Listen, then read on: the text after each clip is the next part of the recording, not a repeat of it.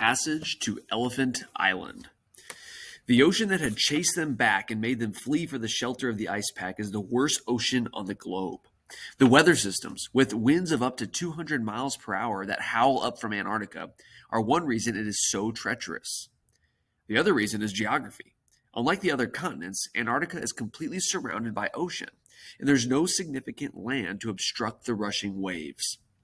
Ocean rollers can travel 12,000 miles around the globe at the 60th parallel and never bump into anything. The spinning of the Earth causes these mighty waves to spiral endlessly to the east, building momentum as they go. They squeeze through Drake's Passage, the gap between the tip of South America and the end of the Antarctic Peninsula, a distance of only 620 miles. This bottleneck compacts the waves and gives them even more force. They can reach 100 feet in height from the bottom of the trop to the crest, and the distance from one wave to the next can measure a mile. They are huge walls of water bearing down on everything in their path at speeds of up to 50 miles an hour. When Sir Francis Drake first navigated through this perilous strait in 1578, it took him 16 days and cost him 4 of his ships. In addition to these waves, known as Cape Horn rollers, the Southern Ocean carries strange currents that often run against the prevailing winds, causing a broken, turbulent surface and stirring up storms, forcing the waves to mount even higher. Giant rogue waves can overtake and reinforce each other, and often come in groups of 3. The ancient mariners gave them the superstitious name of the Three Sisters Waves. The tiny outcroppings of rocks and lonesome islets in the extreme south are littered with the wreckage of dead ships. A calm day on the Southern Ocean has swells of 15 feet. In the winter, the frigid air that flows north from the pole creates one cyclone after another and collides with warmer air from the tropics, spinning off gales, hurricanes, and blizzards. Spindrift, whipping of the crests of breaking waves, freezes into sleet. Water is hurled up into the sky and dashed back again. Winds scream over the waves. The sun retreats in horror. That is the Southern Ocean in winter. The 3 boats of the Imperial Trans-Antarctic Expedition ran from the force of the Southern Ocean back into the pack. After scouting around, the men landed the boats on a remnant of a tabular iceberg, a large, flat, blue ice cube that rose about 20 feet from the surface of the water. At the lowest point, the berg was only 5 feet above the surface. The crew chucked the stores and equipment up, climbed up onto the ice, and hauled the boats after them. Everything in the boats had been soaked with flying spray and breaking waves. But they pitched their camp and crawled into their damp sleeping bags, nursing their blistered and frostbitten hands. They hadn't slept in 36 hours. As they slept, the gale increased, battering other floes against their berg and chipping away at its edges. When they awoke on April 11th, their hearts sank. They were caught like rats in a trap. From one horizon to the other, the loose pack had closed in around their camp. Massive 30-foot ocean rollers from the northwest spooled through the pack, lifting the ice and letting it fall again at half-mile intervals. It was as magnificent and beautiful a sight as I've ever seen, Worsley said later. But it was a sight we did not like, for the floes were thudding against our flowberg with increasing violence. Our temporary home was being swept away at an unpleasantly rapid rate. The men could only watch helplessly as the mighty waves jostled the ice together. Launching the boats now would be suicidal, but chances were they were about to be pitched into the water at any moment. Huge chunks of ice were breaking away from their bergs all the time. Shackleton, Wild, and Worsley kept a lookout from the highest point on their berg, a 20-foot tall knoll. All morning they scanned the ocean around them, searching for open water as their floe was whittled down to the size of a tennis court. One lead after another passed them by too far away to reach. But then, 2 hours after noon, a good open lead reached them, just as their berg began rolling to the side. "Launch the boats!" Shackleton called out. "Chuck in the stores any old way!" Within minutes, they were underway again, dodging their way through the sea of ice. For 2 hours, they made steady progress at the oars, and then Shackleton judged the way clear enough to hoist sail. Immediately, the James Caird sprang ahead, with the Dudley Docker nipping along in its wake, but the Stancomb Wills fell further and further astern. Shackleton and the Caird grew increasingly anxious at the third boat fall behind. Finally, he drew up in the lee of a large berg and shouted to Worsley to go back and help the other boat. Worsley brought the docker around and beat back into the wind to take the Wills in tow. Night was falling quickly, but no one wanted to risk another close call like the one they'd had that morning. They sailed into the shelter of a large floe and moored to it. Green climbed up onto the ice and got the stove going to boil up some milk, while several men in the boats mooed like impatient calves. Soon they all held steaming mugs of hot milk, and Green and the blubber stove were brought back on board. But no sooner had they warmed themselves with the milk when the wind shifted and brought dangerous chunks of ice crowding and bumping up against their floe. The men pulled the chunks away with their oars as well as they could, but the danger of being holed by ice was too great. With tow ropes joining the three boats together, they cast off and rowed wearily from one floe to another throughout the night, trying to find some shelter. As the temperature sank below zero, the men took turns at the oars to keep warm. Rain turned to snow showers. It was a very long night. When the morning came, the northwest breeze brought warmer air, raising the temperature almost up to the freezing point. But with rain and sleet falling, the men were still covered in ice. At noon, the sky was clear enough for Worsley to take sight. Braced against the mast of the docker, he aligned his sextant with the horizon and shot the sun. The crew waited anxiously as he worked his calculations. He checked his figures, frowning, and checked them again. He looked up, crestfallen. "What have we made, skipper?" Shackleton called from the James Caird as he brought the boat alongside the docker and jumped aboard. Worsley spoke low so only the boss could hear. 30 miles astern, sir." A current had driven them backward, in spite of all their efforts. They were further from their destination than when they had launched the boats at Patience Camp. Shackleton decided not to tell the men how bad it was. "We haven't done as well as we expected," he told the crew. With dark looks at Worsley, as though they held the navigator responsible, the men brought the boats into the wind again and continued sailing.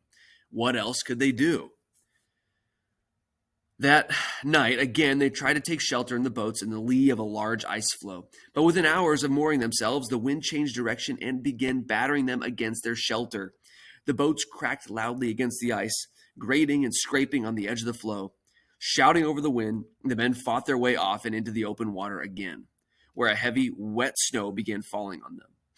Around them, the sea was stiffening as it froze, and the men could hear the snow crackle as it fell into the waves. The new sea ice hissed and creaked as it rose on the swell. For the rest of the night, the men sat in the boats, their clothes freezing on them, huddling together for warmth. It was too cold for sleep. When the light dawned in the morning, they were like a company of ghosts, their faces drained and pale with strain, their beards and hair white with snow and salt spray. Shackleton ordered the sails raised and led the way through the loose pack and pancake ice again. Late in the morning, they passed a stretch of ice where thousands of fish had been killed by a cold current. Now fulmars and petrels swooped down and bore them away. The frigid wind from the pole increased steadily, driving them northward until, almost without warning, they burst free from the pack and into the open ocean again. Huge ocean rollers swept toward them, and the three boats began clawing up waves whose faces were a quarter of a mile long. The gale-force wind tore the crests from the rollers, covering the men and boats with a layer of ice.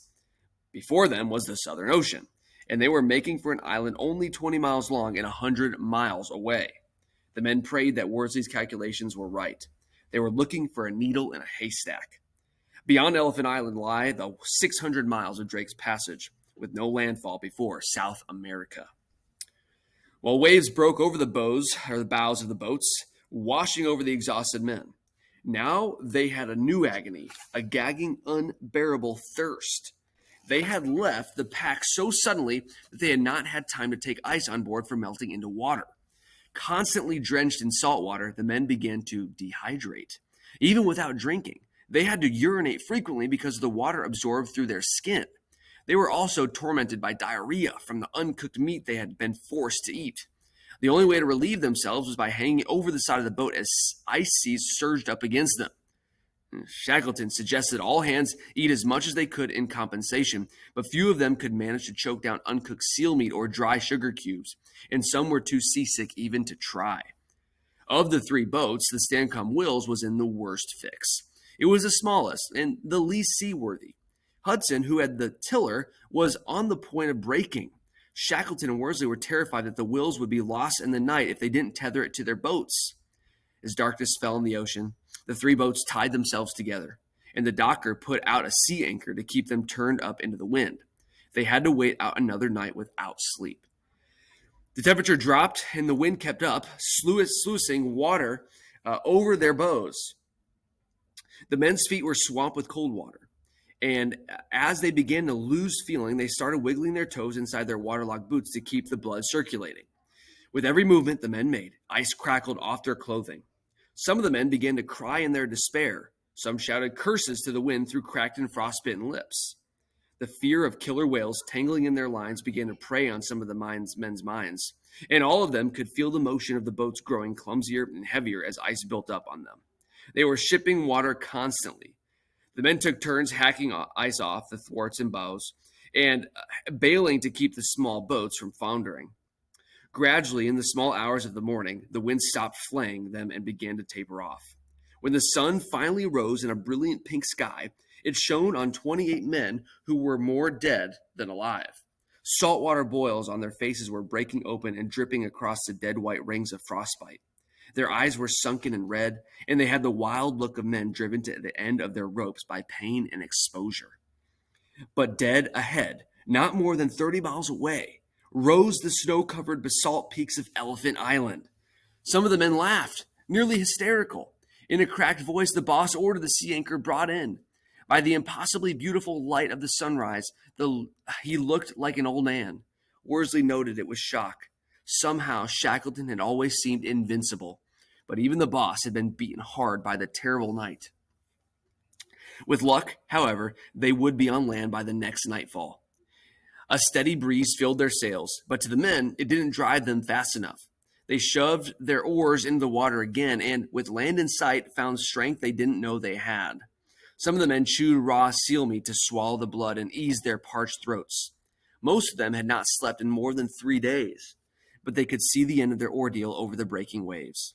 The James Caird still towed with the clumsy Wills for safety, and the docker dragged itself forward in the lead. Blackbarrow had lost all feeling in his feet. There was almost nothing anyone could do for him, but Dr. McElroy massaged the young man's feet, trying to restore the circulation. Greenstreet and Macklin also took off their boots and found their feet frostbitten, but they had rubbed their toes until they felt the searing pain of blood flowing through their veins. Steadily, throughout the day, the three boats drew nearer and nearer to Elephant Island. By 2 in the afternoon, they were less than 10 miles away, but at 3 o'clock, they hadn't gotten any closer. They were in the grip of a current that held them off the island. To make matters worse, the wind shifted around and began holding them off as well. The sails were lowered hastily, and the men redoubled their efforts at the oars. It was too cruel to believe, but they could not get closer to the island. As darkness began to fall at 5:30, the wind shifted once again and quickly blew up into a gale, tearing the tops of the waves. Worsley shouted to Shackleton that their best hope now lay in separating. He was having trouble keeping the nimble Dudley Docker back with the other 2 boats. Reluctantly, Shackleton agreed, although he refused to release the tether that kept the Wills with the Caird. He was sure that if he let the smaller boat go, it would never be seen again. The wind ripped clouds across the face of the moon. By the faint light, Worsley steered the docker toward Elephant Island and was soon lost to sight. It was night, and they were still in the boats. The men were sick with disappointment. Some of them lay senseless and numb on the brink of losing their minds. Shackleton feared that some of the men would die if they didn't make landfall soon. Once during the night, he called out in the darkness to the Wills. "Blackbarrow!" "Here, sir," came a weak reply. "We shall be on Elephant Island tomorrow," the boss shouted. "No one has ever landed there before, and you will be the first ashore." Blackbarrow did not answer. He had long since lost all feeling in his feet and doubted he would land anywhere, first or last. On the docker, the men were clawing their way toward the island in heavy seas. The boat pitched and rolled wildly as waves smashed into it broadside. Worsley had only one compass left, and he lighted a match to check that they were still headed in the right direction. The island itself was lost in the darkness. Cheatham had been smoking, but his pipe had gone out, and he begged a match from Worsley to relight it. The other men let out a storm of protest at using up their precious matches. "Look here, I'll sell you one," Worsley said. Right here, what price? The third officer asked. With a hoarse laugh, Worsley replied, A bottle of champagne. Done, sir. As soon as I get back to Hull and open my little pub, the champagne's yours. They sat through the rest of the night, bailing, rowing, and cursing. Worsley, who had been at the tiller for more than 50 hours, finally pitched forward in a dead faint. Greenstreet took the tiller and prayed he would stay on the right course. When the morning dawned, foggy and squally, they were right up under the island's towering black cliffs, and a violent squall tore down the side of a mountain, slamming into the boat. Wake Worsley! Greenstreet cried. The men tried to rouse the skipper, calling and shaking him, but he seemed to be dead. McLeod gave Worsley a couple of hard kicks to the head. Instantly, Worsley sat up and croaked, Keep her away 4 points! Waves thundered against the rocks, throwing spray into the air and falling back with a hiss. Worsley steered the boat westward, searching for a landing site. Dominican gulls sailed up the black peaks, disappearing into the fog. By 9:30, the crew of the docker still hadn't found a beach, and there was no sight of the other two boats. Poor blighters, Greenstreet whispered, sure the Caird and the Wills were lost at sea. They're gone. Then they rounded a spit, and ahead of them were the other boats, standing off in the surf where a reef sent breakers crashing up into the air. A narrow tongue of land made a landing beach at the base of the cliffs. The feeble shouts of the men on the docker were lost in the pounding of the waves. Shackleton waited for an opening in the surf and then gave a shout for the men to pull with their last strength through the reef. Shingles scraped beneath the bow as the boat ground up onto the shore. Jump ashore, Blackborough, Shackleton urged, determined to give his youngest crewman the honor of first landing. Blackborough didn't move. Impatient, Shackleton reached out and dragged the boy up by his arms and hoisted him over the side. Blackborough fell to his hands and knees, and a breaking wave toppled him over. Get up, Shackleton ordered. I can't, sir, the boy replied. In a flood of shame, Shackleton remembered that Blackborough's feet were frozen. He motioned Howe and Bakewell over the side to help the young man onto shore. One by one, the boats surged up onto the rocky beach, and the crew stumbled through the water on solid ground for the first time in 16 months. Wild stepped up out of the Caird beside Shackleton, as easy and concerned as if he had stepped out of his car for a stroll in the park, the boss recalled later. But most of the men were not as calm as Wild. Many of them began weeping and laughing at the same time, falling to their hands and knees to pick up black pebbles and let them trickle through their hands. They had landed.